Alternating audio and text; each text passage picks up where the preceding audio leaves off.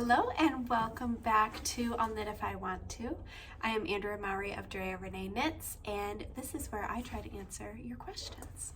Today I'm wearing my newly released Inclination shawl. I almost called it the Illuminate shawl. That's a sweater, not a shawl. Inclinations was just released this week. It is called Inclinations because I am always so inclined to try to find a way to get from one color to another color. And so I did that in this shawl by kind of combining two different sets of mini fades. So I grabbed 6 of my favorite colors and I divided them into 3 skein fades. So I had kind of like a blue fade, a little bit of an orange fade. I used Spin Cycle Yarn's Dream State, which in and of itself in every single skein, this is just a random one I happen to have sitting here, the colors move and shift in their own way within themselves. So you only have so much control, but I love how that plays out in the knitted fabric. And then I used half fisherman's rib to knit up the shawl for the ultimate super squishy, drapey, delightful shawl. So let's jump into some questions. Question number 1. When casting on a sweater that will be worked from the top down, how do you choose the length of the cable? I was in a situation where the pattern called for a 24-inch cable length, but then my 120 stitches got extremely stretched from the total length of the cable when joining to knit in the round. Would it be unusual to have to choose a smaller length for the cable when casting on and working the first few rounds of the yoke? So this is an instance where you can do whatever is most comfortable for you. The bummer would be having to need another cable or another knitting needle. And so that designer may have been trying to save you from that because generally that ribbed fabric is going to be pretty stretchy and may be able to stretch around that cable. But a 24-inch cable, yeah, that's big. Most neck holes are not going to be 24 inches wide. So I wouldn't go above 20-inch, or even a 16-inch may be more comfortable for you. So if you do have interchangeable needles, I would totally just throw on whatever cord is most comfortable for you. But generally I stick to a 16 to a 20-inch cable for necklines. So that's what I would do. Question number 2. Can I knit your new shawl, Inclinations, in dyed in the wool instead of Dream State? I live in Florida and Dream State is just a bit heavy. If so, what modifications should I make? So what this knitter is asking about is, oh, did I already put it back? Spin Cycle has 2 different weights in their kind of dyed in the wool series. So their original is just called Dyed in the Wool. That is a sport weight yarn, like this. And then a few years ago, they came out with a worsted weight version of that yarn. So this is a 2-ply sport weight. This is a 3-ply worsted weight. I used the worsted weight in my shawl. The nice thing about this shawl is it's really one of those great blank canvas shawls. So I would absolutely give it a go.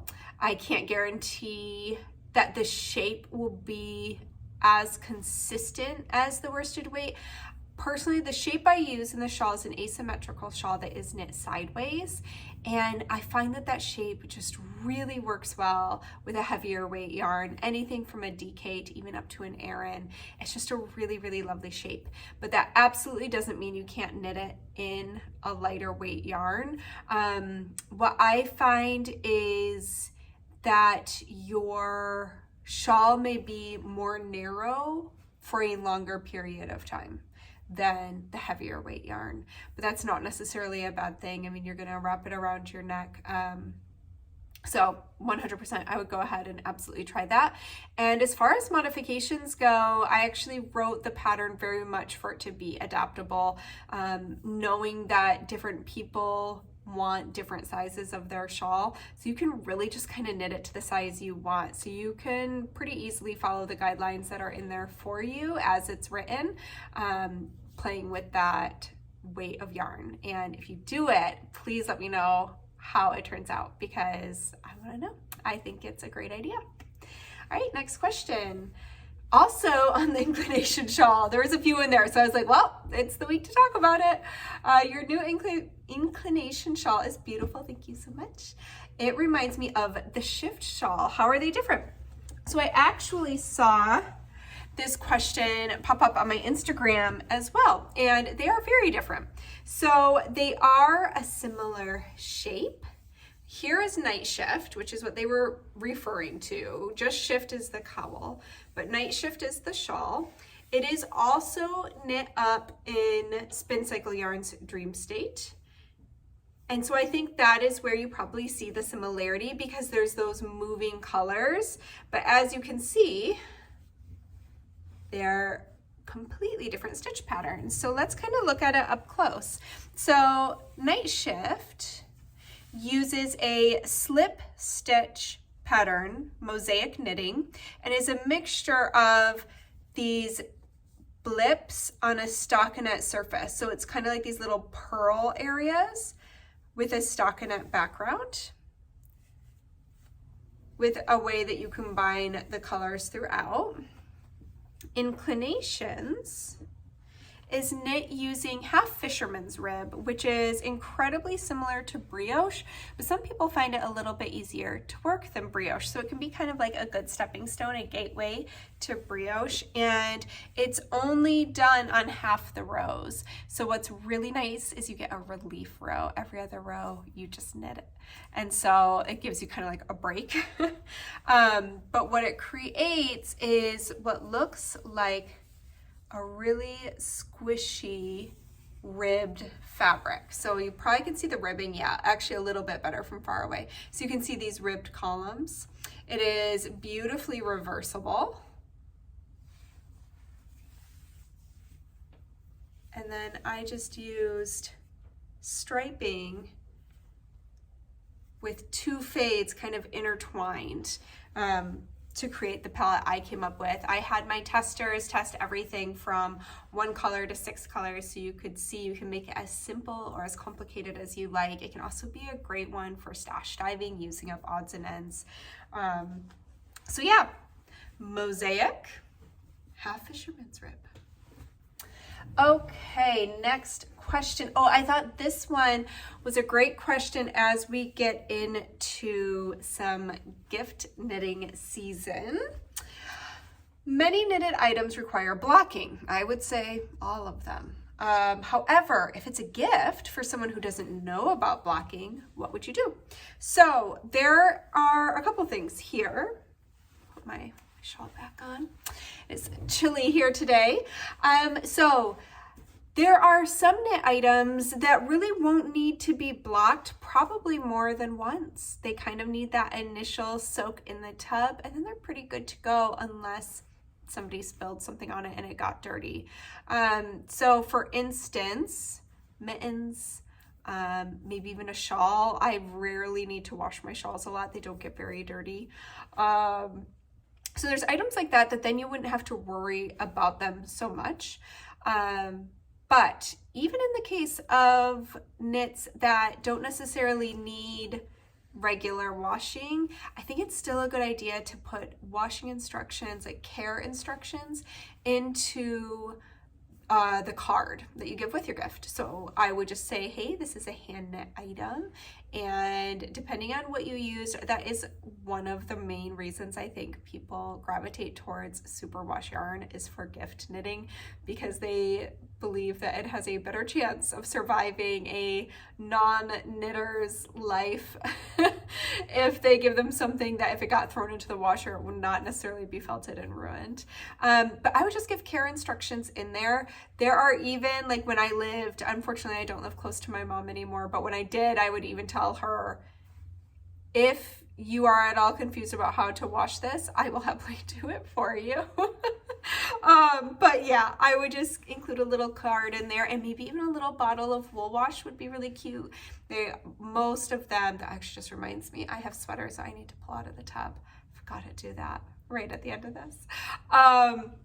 But pretty much every brand has like little ones, like little travel ones. So that would be a really sweet little addition that you could tuck into your gift for your friend or family member that just says, hey, this is a hand knit. It cannot be thrown into the washing machine. You're going to want to soak it in some, and for them, you might even say cold water. You know, they might want to get in there and agitate it. So I would probably err on like just run some cool water or room temperature water with a little bit of this wool wash, let it soak for 15 minutes, and then just squeeze out the moisture and lay it flat to dry. I don't think you need to make it overcomplicated.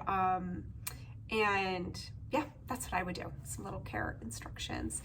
And I think I've even seen out there cute little like sew-in labels, so you can get that like say like, don't wash me, this is a hand knit, or things like that, that kind of like give a warning to the person, so that if they're used to looking for washing instructions within their clothing, then they'll see that tag and be like, oh, I need to go look at that card. Okay, next question. I have made several top-down sweaters and love that I am able to try on as I go and make modifications for a perfect fit. I really want to make a few bottom-up patterns that I think are so beautiful, but I'm very intimidated by not being able to try it on. Any advice or tips to ensure a great fit for a bottom-up sweater, or any encouragement for how to dive into it? So I loved this question because I have heard this one quite a bit, and I think my immediate response is just because it's knit from the bottom up doesn't mean you can't try it on. So you can still slip it on to a larger needle or some waste yarn and hold it up. Like, it's a really great way to check for body length. And then even for your yoke length. So I'm going to use my weekender as an example. That is my most popular pattern, and it is knit from the bottom up. And so what I would do is you want to look at how much, like, that is a drop shoulder sweater. And so it's a really simple construction. It's basically a tube with tubes for arms, which is a lot of sweaters. So what you're going to do is you're going to knit up to the underarm, and then you're going to divide, and you're going to knit the front and back of the yoke separately, because what you're doing is you're creating space for an armhole. So before you begin that armhole, you can put it onto your waste yarn or an extra knitting needle and try it on and hold it up to your underarm. And to really know, okay, is this a length I like? You definitely want to take into consideration, depending on the pattern, how deep how much fabric they're giving you, how far you're going to knit up for that armhole. So for instance, for my size in the weekender, I think it's about 6 inches. So you could even hold a measuring tape, let it rest on your shoulder, obviously not on top of a shawl, and go down 6 inches. And so I would then hold my sweater up to that point and say, okay, do I like where this is hitting me on my waist or my hip for that length? And then again, you could try it on once you have knit the recommended amount for your, what's basically creating your yoke and then the armhole. You could then even throw it on to, at that point, it's knit back and forth, so it's actually even easier to try on. And then you could even take locking stitch markers and kind of clip it together at the top, just so you can kind of get an idea, okay, how is that falling? Definitely keep in mind it's going to fit and drape nicer once it's actually fully finished, but it'll give you an idea if you're liking that length. If you're like, you know, I tend to layer my sweaters, I want a little more room for my armhole, for the top of my sleeve, so I'm going to keep going for an extra ½ inch. And then for that one, the sleeves are picked up and then knit down. And so you can absolutely then try on your sleeve length and get that really to the perfect length. So that's really, I guess, my tip and my encouragement is that you can still try it on even if it's knit from the bottom up. Where you can't try it on is if it's pieced. So if it's a pieced garment, it's a little bit more of a leap of faith of you can't really know until you've seamed it all together. but you can still certainly hold up a finished piece. See if you like approximately where it's falling, knowing that it's going to tighten up a little bit due to the seaming process, but that's usually fairly minimal. So yeah, and at the end of the day, you can always unravel if it's not perfect for you. But definitely don't be afraid to try it on just because it's knit from a different direction.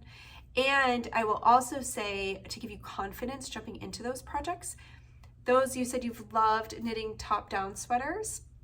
So go back to those top-down sweaters and measure them. Measure, okay, I really was happy with how you said and make modifications for a perfect fit. So it sounds like you're already comfortable modifying and you're already aware of the fit you like. So grab out one of those sweaters and measure from the underarm to the hem, and you now know, okay, I really like this length on my body for my sweater.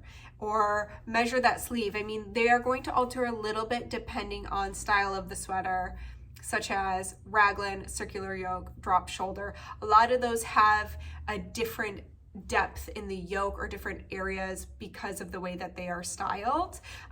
For instance, you're always going to knit a shorter sleeve onto a drop shoulder sweater generally, a lot of times, because the body of the sweater makes up a portion of that sleeve.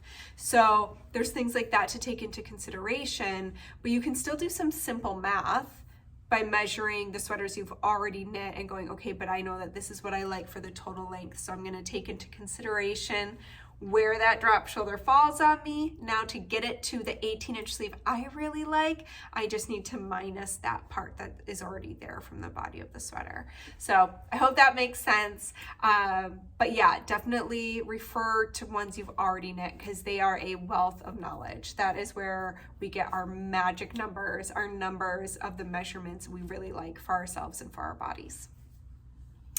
All right, that was it. So I already did it, but I'm gonna do it again. So this week I thought I would try on for you the inclination shawl, and I actually had someone asking about the night shift shawl as well. So I will do both of them.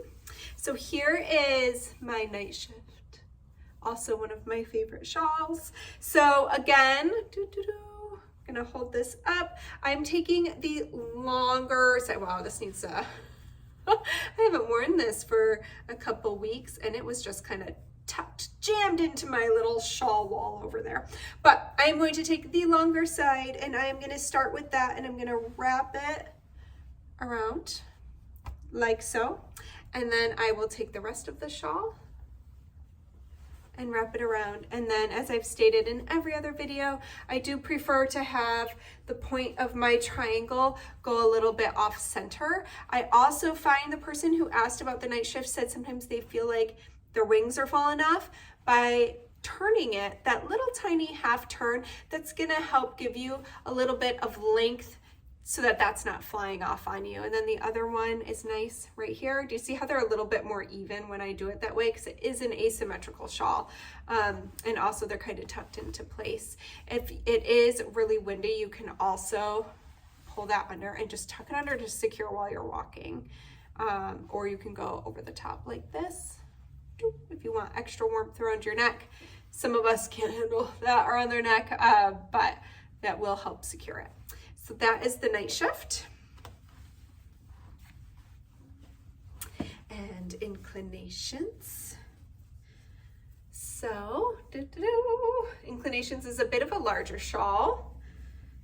It knits up, it grows a lot. So in this pattern, I actually give pre and post blocking gauge because it changes drastically. So it might look kind of small, but then you block it and it gains like between 20 and 30 inches. So this fabric is really lovely and light and drapey and squishy. So I was talking about the shawl and not talking about what I'm doing. So I bring my long edge over my shoulder there, and then I just wrap the rest just like that. Kind of fiddle with the side, the neck, depending on how cozy I need to be. Sometimes I really love when it even like kind of hugs my shoulder. Makes me feel schnazzy. All right, that's it. That's inclinations and night shift. And I think that's all we've got for this week. So thank you so much for coming back and for joining me. I missed my friends this week. I hope you enjoyed last week's episode. You got to see my friend Kate Berge try on the inclination shawl at the end of that one.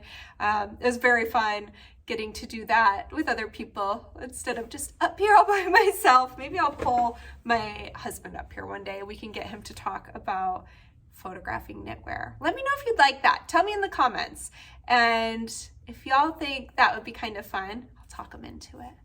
All right, I hope you have a great weekend. Oh, it's Halloween. To those celebrating, happy Halloween. And yeah, I hope you get some knitting or spinning or reading or just being outside time, maybe baking pumpkin bread. That's on my list. And I hope to see you back here next week. Happy knitting.